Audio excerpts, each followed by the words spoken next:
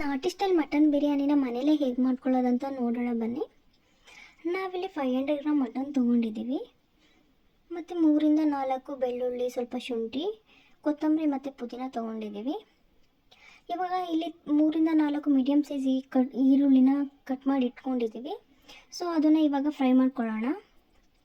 ಈರುಳ್ಳಿನ ಫ್ರೈ ಮಾಡ್ಕೊಳ್ಳೋಕ್ಕೆ ಸ್ವಲ್ಪ ಆಯಿಲ್ ಮತ್ತು ಗೀ ಹಾಕ್ಕೊಳ್ಳೋಣ. ಸೊ ಬಿರಿಯಾನಿ ತುಂಬ ಟೇಸ್ಟ್ ಬರುತ್ತೆ. ಇವಾಗ ಈರುಳ್ಳಿನ ಲೋ ಫ್ಲೇಮ್ ಇಟ್ಕೊಂಡು ಫ್ರೈ ಮಾಡೋದ್ರಿಂದ ಬಿರಿಯಾನಿ ತುಂಬ ಚೆನ್ನಾಗಿ ಟೇಸ್ಟ್ ಕೊಡುತ್ತೆ. ಇವಾಗ ಈರುಳ್ಳಿ ಸ್ವಲ್ಪ ಬ್ರೌನ್ ಕಲರ್ ಬಂದಮೇಲೆ ಸ್ಪೈಸಸ್ನ ಆ್ಯಡ್ ಮಾಡೋಣ. ಸ್ಪೈಸಸ್ನ ಆ್ಯಡ್ ಮಾಡಿ ಆಯಿತು. ಸ್ಪೈಸಸ್ನ ಆ್ಯಡ್ ಮಾಡಿದ್ಮೇಲೆ 2 to 3 ಮಿನಿಟ್ಸ್ ಫ್ರೈ ಮಾಡೋಣ. ಫ್ರೈ ಆದಮೇಲೆ ಸ್ವಲ್ಪ ಶುಂಠಿ ಬೆಳ್ಳುಳ್ಳಿ ಪೇಸ್ಟ್ ಹಾಕ್ಕೊಳ್ಳೋಣ. ಶುಂಠಿ ಬೆಳ್ಳುಳ್ಳಿ ಪೇಸ್ಟ್ನ ಆ್ಯಡ್ ಮಾಡಿ 2 to 3 ಮಿನಿಟ್ಸ್ ಮತ್ತೆ ಫ್ರೈ ಮಾಡೋಣ. ಆವಾಗ ಅದು ಹಸಿ ವಾಸನೆ ಇರುತ್ತಲ್ಲ ಎಲ್ಲ ಹೋಗುತ್ತೆ.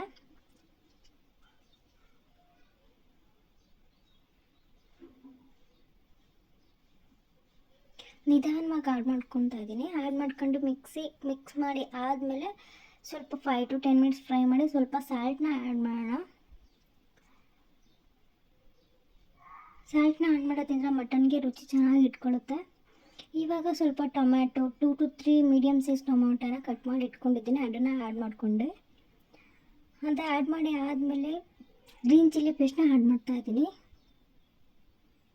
ಈ ಪೇಸ್ಟ್ ಮಾಡ್ಕೊಳ್ಳೋದ್ರಿಂದ ಟೇಸ್ಟ್ ತುಂಬಾ ಚೆನ್ನಾಗಿರುತ್ತೆ, ಬಾಯಿಗೆಲ್ಲ ಸಿಗೋಕ್ಕೊಳ್ಳಲ್ಲ. ಅದು ಆ್ಯಡ್ ಮಾಡಿ ಆದಮೇಲೆ ಇವಾಗ ಚೆನ್ನಾಗಿ 5 to 10 ಮಿನಿಟ್ಸ್ ಫ್ರೈ ಮಾಡಿದ್ದೀನಿ. ಫ್ರೈ ಮಾಡಿದ್ಮೇಲೆ ಇಲ್ಲಿ ಇವಾಗ ನಾನು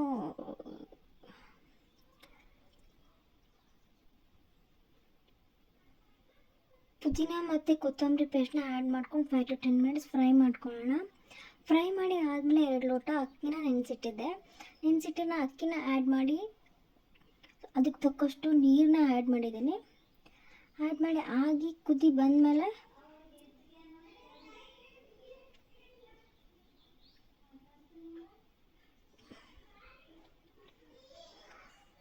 ಕುಕ್ಕರ್ ಲಿಡ್ನ ಕ್ಲೋಸ್ ಮಾಡಿ 2 to 3 ವಿಜಲ್ ಹಾಕ್ಸೋಣ.